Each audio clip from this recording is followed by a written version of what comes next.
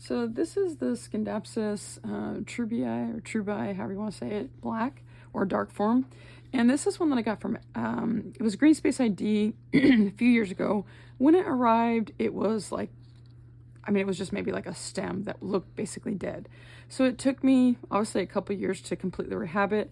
I almost forgot about it. I put it in sphagnum moss and it had a Ziploc bag over it. And then recently I've been trying to acclimate it out of the Ziploc bag, and so now I'm ready to pot it in some peat moss and pumice and cocoa chips and a bunch of other stuff like that. But I wanted to show you how great the roots look. And anytime, you have to remember that sphagnum moss does hold a lot of water. So anytime that, but it also is great for propagating plants. But there's a fine balance when you're using sphagnum moss. You want it almost like moist, but not soggy. That's important because you will actually smother your roots and get root rot and a bunch of other issues if you end up keeping it too. So this is just moist. I can't squeeze anything out. This is super healthy. So that's how we want it to look. And I did water it regularly, which I don't know, I didn't have like a watering schedule or anything like that, but you can see the roots and I wanted to show you them. But this is kind of this is when you think of like Scindapsus moonlight, it kind of reminds me of that quite a bit, but just a dark form. What I'm going to do is, this is about the right size pot. I can maybe go a little bit bigger, but obviously this is a runner. I'm going to put the dirt in there and I want to get as many of the roots into the soil as possible, and including maybe attaching some of this down. So that's basically how it's going to sit in the pot.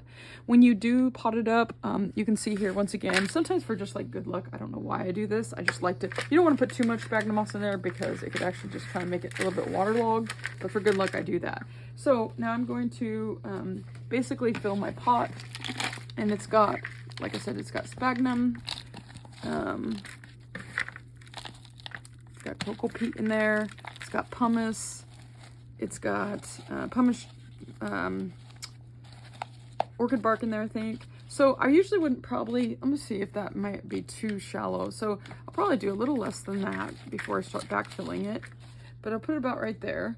And then I have my beautiful, beautiful, and see, they had some yellowing. Sometimes the yellowing, when it's the first leaf, a lot of times that's just an old leaf. But you also have to be careful if you see it further down the road. That may mean it's getting too much water, or there may be some soil issue, or just basically waterlog is the big one, since it's been sphagnum moss. So I'm gonna go and set it in there like that, as you can see, and I'm gonna kind of probably make sure to get all those roots. This root looks like it probably could go because it looks like it dried up there.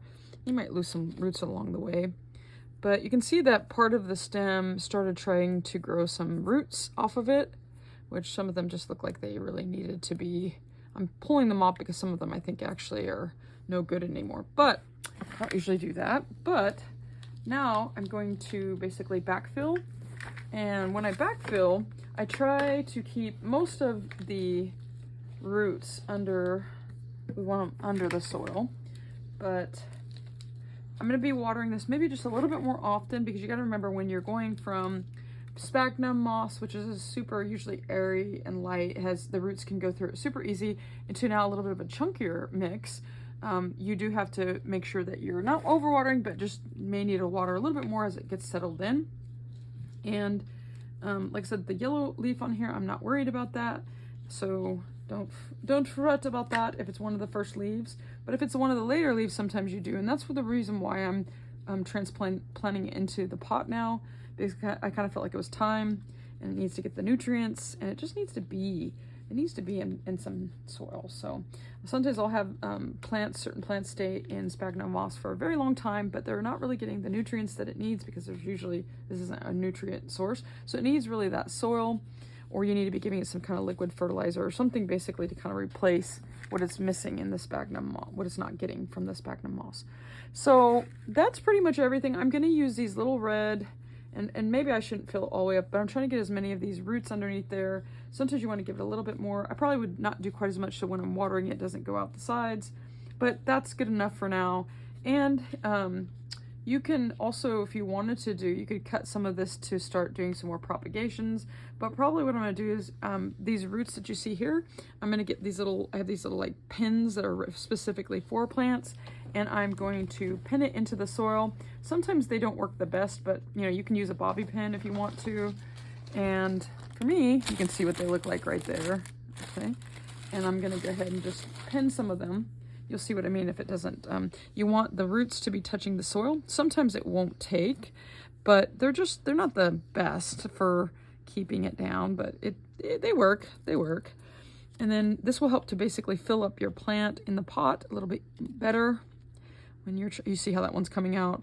So you want it to get some good. Sometimes what I'll do too is after I do that, I just make sure that I put a little bit of soil over it, but it keeps on popping out. So sometimes you may have to adjust just a little bit.